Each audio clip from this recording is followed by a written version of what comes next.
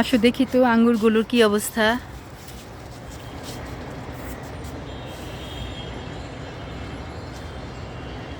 আঙ্গুরগুলো তো মনে হচ্ছে যে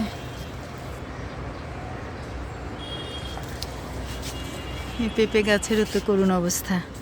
আর কোথায় কি আছে আঙ্গুর?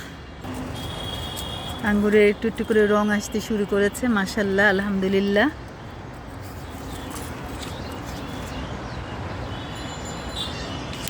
আজকের 9 তারিখ, মে মাসের 9 তারিখে আঙ্গুরের আপডেট দিচ্ছি।